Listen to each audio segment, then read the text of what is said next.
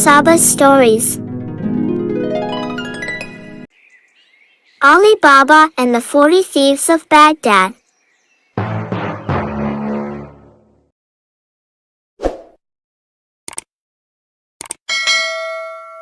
Once upon a time in the city of Baghdad, there lived a rich merchant who had two sons named Ali Baba and Qasim. When the businessman passed away, Qasim, who was the eldest son, took over all the work. Qasim, who was very greedy, did not give anything to his younger brother Ali Baba and soon became the owner of all his father's wealth. Qasim soon married a rich girl and lived a prosperous life. But Ali Baba barely lives his life. Every day Ali Baba went to the forest and cut down trees and collected firewood. Then he took them to the market and sold them. Then he lives with their money. One day, Ali Baba was breaking wood in the forest when he felt the ground shaking. He heard the sound of some camels approaching.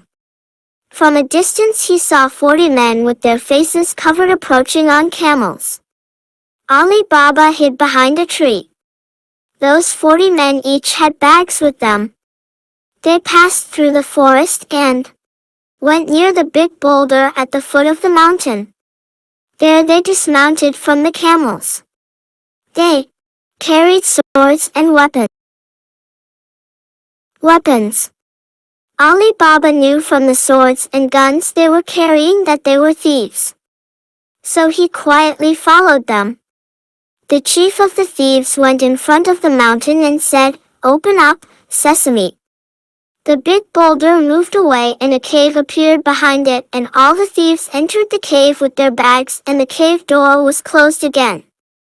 Ali Baba waited there for a while. After a short while the boulder moved again and all the thieves left. It was known that they put the bags they were carrying in the cave and that cave was their hiding place. Then the thieves mounted the camels and left again. After making sure that the thieves left, Ali Baba went to the boulder and said, "Open up, Sesame." The boulder moved away. When Ali Baba entered the cave, he encountered a strange scene. The treasure chests were full of gold coins and there were vats full of gold in the cave. Ali Baba reached out and took some coins and said, "There are so many of these coins that if I take a bag of them, the thieves will not notice." Then he filled a bag with coins and moved outside and faced the stone slab and said, "Sesame, sesame, open." The cave door opened and Ali Baba carefully looked out. When he was sure that no one was around, he went out and went to the forest and from there to his house. Ali Baba's wife, who was surprised to see all those gold coins, asked Ali Baba about the story. Ali Baba told him the whole story. He asked him to keep this secret to himself and not to talk about it so as not to endanger their lives. A few days passed. Ali Baba bought a big house with those coins and changed his life. His brother Qasim, who was surprised by this incident, thought of finding out the secret of Ali Baba. That's why he followed Ali Baba for several days to find out where he got this wealth from. One day Ali Baba went to the cave again. By the way, Qasim was chasing him that day too. Ali Baba went in front of the cave door and said, "Sesame, Sesame, open." The cave door opened and Ali Baba entered the cave. When he came out, he had a bag with him. He loaded it on his camel and left. Qasim went forward and said the same sentence. When Qasim entered the cave, he could not believe that he saw so many treasures and gold there. Qasim came out of there in a hurry and returned home. He told the whole story to his wife and decided to go to that cave again tomorrow. His wife told him, "It is better that you have nothing to do with that treasure because thieves do not get away with it easily. Our lives may be in danger." But Qasim was greedy and did not listen to these words. He wanted all that huge treasure to belong to him. The next morning Qasim went to the cave with some camels and entered the cave and filled many bags with gold coins. But when he came out of the cave, he forgot what he was saying. He tried different sentences. He used to say, "Open the watermelon, open the pumpkin." But the stone slab did not move and the door did not open. A few hours passed.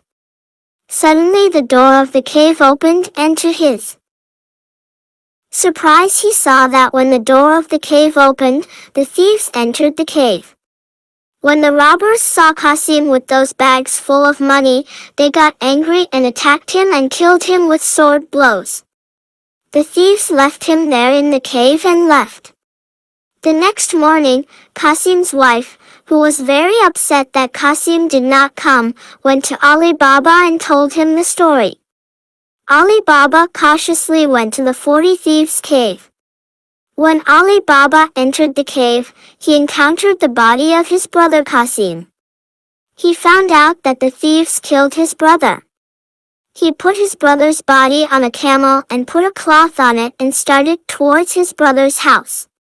Qasim's wife was very upset when she found out that her husband was killed. Ali Baba said, "The thieves will surely come after us and find us soon. We have to think of a solution to save our lives." Qasim and his wife had a very intelligent maidservant named Marjane. Marjane, who witnessed all the events and adventures, came forward and said, "I have an idea. If you allow me to say it." Ali Baba said, "What do you think?" Marjana said, "We should not let anyone find out that Qasim was killed by thieves. I will go to the doctor and say that Qasim is seriously ill and I will take medicine for him. Tomorrow we will say that Qasim died due to the disease." Ali Baba said good luck to Marjane. They were supposed to do this. Qasim's wife also fell ill due to the sadness of her husband's death and passed away a few days later. Marjane, who did not have anyone, went to their house with Ali Baba and his wife to work for them. Ali Baba also accepted. A short time passed and when the thieves returned to the cave, they saw that there was no trace of the body. They realized that another person also knows about their hiding place and treasure. The chief of the thieves said, "It is clear that another person knows our secret and can enter the cave. We have to find him and destroy him. We should not allow the treasure that we have collected with great effort all these years to be endangered. We have to go to town in disguise and look for a man who just died." The thieves spread all over the city and searched. One of the thieves who went to the doctor asked him, "Have you heard of anyone dying in these few days?" The doctor said, "Yes.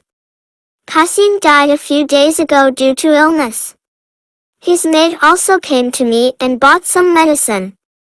But it was useless and he passed away." The thief asked the doctor for the sign of Qasim's house. The doctor told him that Qasim's wife also passed away and there is no one in their house. But Qasim has a brother named Ali Baba. He gave the sign of Ali Baba's house to the thief. The thief also went to the same address. On the way, he asked several people about Ali Baba and his life. Several people from the bazaar said that Ali Baba suddenly became better and gained a lot of wealth. The thief was sure that he had found Ali Baba in the right way. He went to Ali Baba's house. After finding his house, he marked the door and went to return there at night with other thieves. Marjane, who was returning home from the market, saw the sign that the thief had put on the door. She understood that it was the work of thieves, so she immediately marked all the doors in that neighborhood. That night, when the thieves came, they saw that there were signs on all the doors. They could not find Ali Baba's house and returned. Ali Baba and his wife were worried that the thieves had found them and their lives were in danger. Marjane asked them to keep calm and trust her words and plans. The next day, the chief of thieves changed his appearance and entered the city. He searched for Ali Baba's house. Finally, he found Ali Baba's house and drew a plan. The leader of the thieves prepared 40 large barrels and asked all his men to enter them. Each thief went into a barrel and hid. They poured oil in some pots. Then he loaded the pots on camels and went to Ali Baba's house and said, "I am a businessman. There is oil in my tanks. I go from city to city. I couldn't find a place to stay tonight. Will you let me stay at your house tonight?" Ali Baba, who had a kind heart, invited the merchant to enter the house. Marjane also prepared good food for dinner. While cooking, Marjane noticed that the oil ran out. He had heard that the merchant said that there was oil in the vats. That's why he went to the warehouse to get some oil. But there he heard a sound and realized that the thieves were hiding in the tanks and they want to attack the people of the house in the middle of the night. Very soon, he went to Ali Baba and told him about the matter. First, they put sleeping pills in the food of the chief of thieves so that he would sleep. Then, with the help of Ali Baba's wife, they heated the oils and poured them on the vats. The thieves who were inside the vats all died. It was midnight. The leader of the thieves woke up and went to the warehouse to inform the rest of the thieves. No matter how much he called his men, he did not hear a sound from them. When he went to the vats, he saw that they were all dead. The chief of the robbers got very scared and ran away. Ali Baba thought of Marjane and said, "Well done, he was able to save them from the danger of all those thieves." Now Ali Baba was the owner of all those treasures and gold and they lived a good life after that.